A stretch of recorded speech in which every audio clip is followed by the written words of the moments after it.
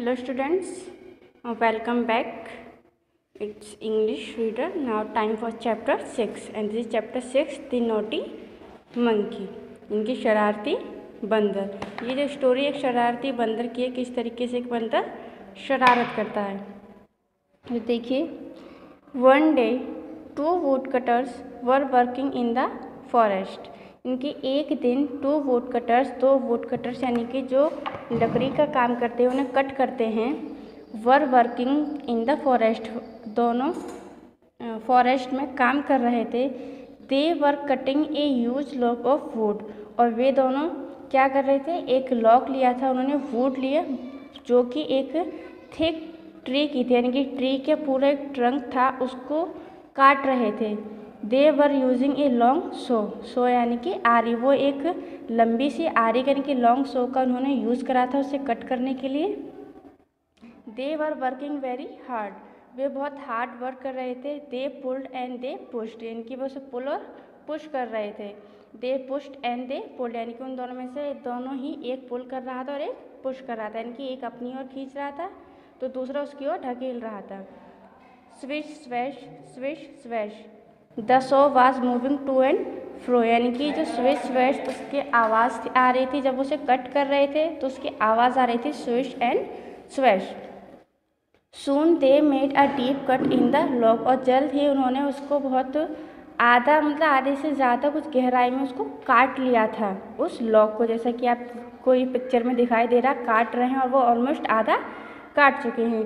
They were very tired and hungry, वे बहुत थक गए थे और उन्हें भूख भी लगने लग गई थी, क्योंकि वो बहुत ज़्यादा मेहनत का काम कर रहे थे, इसलिए वो थक गए थे।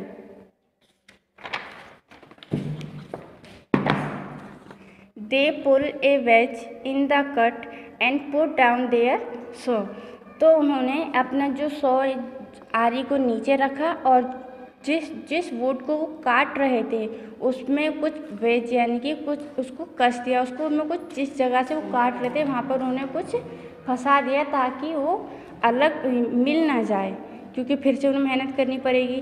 तो इसलिए उन्होंने क्या करा, आरी को निकाल करके बाहर रख दिया और उसके बीच में कुछ फंसा दिया। They sat under the shade of a big tree to take rest, क्योंकि वे एक ट्री के नीचे, छाया के नीचे बैठ गए आराम करने के लिए।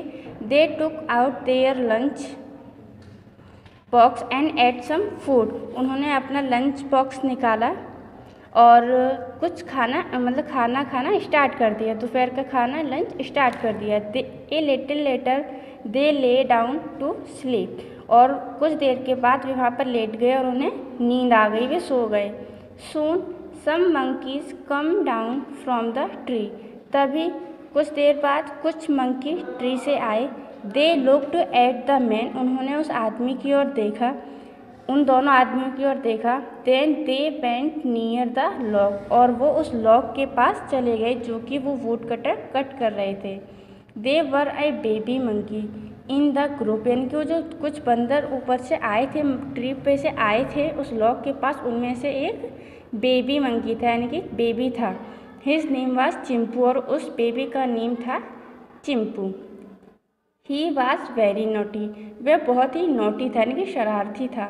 ही jumped upon the log and began to sing and dance, और वो बहुत शरारती था, शरारत कर रहा था, उस पर जंप कर रहा था और गाने गा रहा था, डांस कर रहा था। हिज मदर शाउटेड हिम, उसकी मदर ने उस पर शाउट यानी कि उस पर चिल्लाया उसको, Chimpu come down at once, अभी नीचे उतर के आओ। इट इज़ वेरी डेंजरस, ये बहुत ज़्यादा डेंजरस है। उसकी माँ बोल रही थी कि बहुत ज़्यादा डेंजरस है, आपको लग सकती है, आप इस लॉक से नीचे आ जाओ। But Chimpu did not listen, लेकिन चिंपू ने अपनी मदर की बात नहीं सुनी। He played and dance on the top of the log, and वो उसी लॉग के ऊपर डांस करता रहा, खेलता रहा।